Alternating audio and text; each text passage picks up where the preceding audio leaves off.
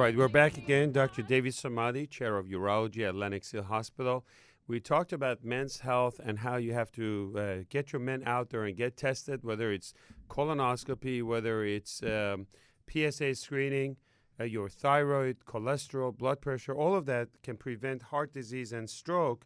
And also, a concept of belly fat. A lot of times we don't pay attention.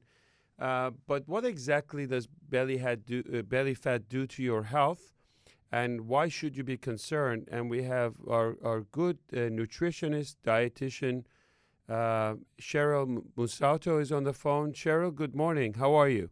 Good morning, Dr. Samadi. I'm doing very well. I'm a huge fan of yours. I read your articles that you're contributing to our blog. A lot of people love what you have to say. Everybody is listening to your advices and your medical advices, which is tremendous. First, tell me about 2 lines about your background, and then we get into the topic. Okay. Yeah, I am a graduate of Kansas State University in dietetics and institutional management, but then I also have my master's degree in dietetics and nutrition from the University of Kansas. So I currently teach at a couple of different community colleges where I teach both basic nutrition and therapeutic nutrition. So in addition to writing columns for you and then also for my online county newspaper in the county that I live in.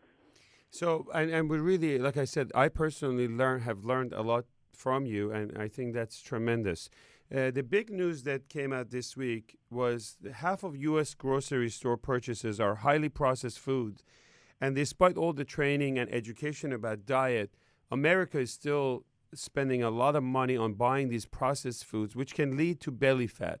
By the way, if you have any questions for Cheryl about the dietary, cholesterol, nutrition, please call 877-970-2999. Cheryl, tell us about belly fat and why it's important for people to lose that weight, and what does it do to your health?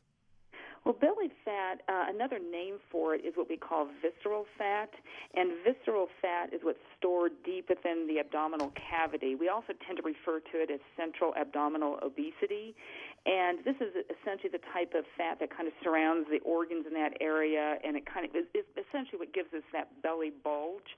And the problem, though, with visceral fat is that it is a metabolically active type of fat. It can even release hormones that can increase inflammation and insulin resistance of tissues.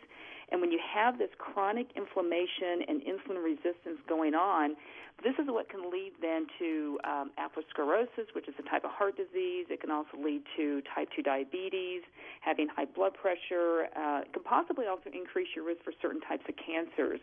So this is what essentially is the type of fat that gets people into trouble, and the type that we really want to try to reduce.